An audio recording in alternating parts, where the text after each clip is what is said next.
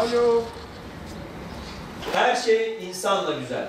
Doğan güne karşı gelinen evler, mavi rüzgarların koştuğu sokak, insansız olur, ışıklar, renkler hep sizin için. Sizinle anlamlı gökler ve deniz, sımsıcak dostluklar. Senle başlayalım. Toplam 4 bölümden oluşuyor. Dağ kuşlarında göveren bahar, tarlada boy veren o altın başak.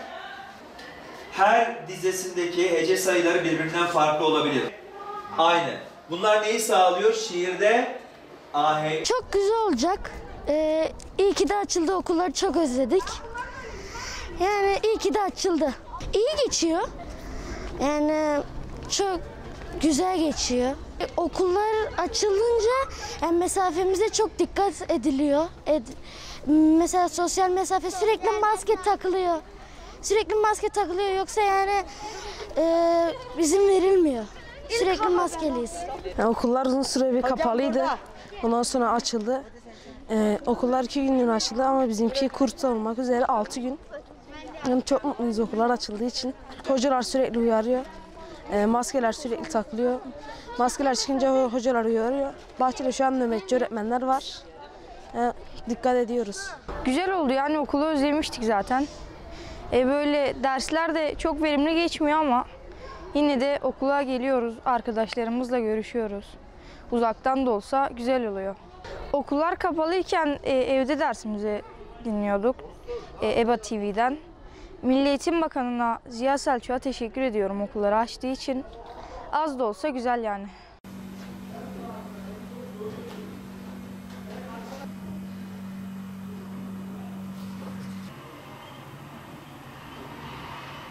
Ee, 8. sınıflarımız 12 Ekim dün itibariyle yüz yüze eğitime başladılar. Haftanın 2 günü okulumuza geliyorlar. Tabii ülkemizi ve dünyayı etkileyen salgın nedeniyle sağlığımızı tehdit eden bu salgına karşı biz de okulda gerekli tedbirleri, önlemleri aldık. Milli Eğitim Bakanlığı'nın Sağlık Bakanlığı ile beraber hazırladığı okulun hijyen noktasındaki gerekli standartlarını oluşturduk. Okulum temiz belgesine başvurduk. Temiz belgemizi aldık. Tabii ki İmam Hatip olmamız hasebiyle biz zaten her zaman temizliğe çok önem veriyorduk ama bu salgından çocuklarımız olumsuz etkilenmesin diye üst düzey önlemler aldık.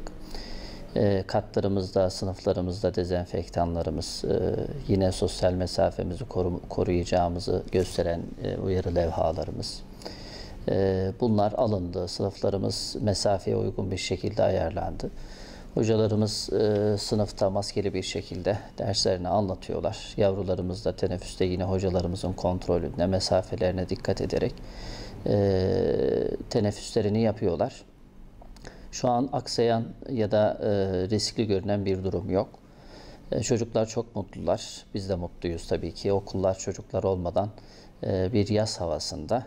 Hamdolsun binalarımız şu anda şenlenmiş durumda.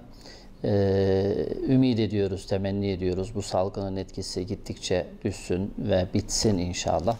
Ve diğer yavrularımız da şu anda okuluna özlemle, hasretle bekleyen, uzaktan öğretmenleriyle iletişim kuran, arkadaşlarıyla iletişim kuran yavrularımız da inşallah bir an önce okullarına dönsün istiyoruz. Bununla ilgili biz okul olarak hazırız. Bakanlığımız da inşallah önümüzdeki haftalarda diğer kademelere de izin verirse sınıflarımız, okulumuz gerek temizlik açısından gerek kurallara uyma levhaları açısından hazırlanmış durumda. Biz hazırız, yavrularımızı bekliyoruz inşallah.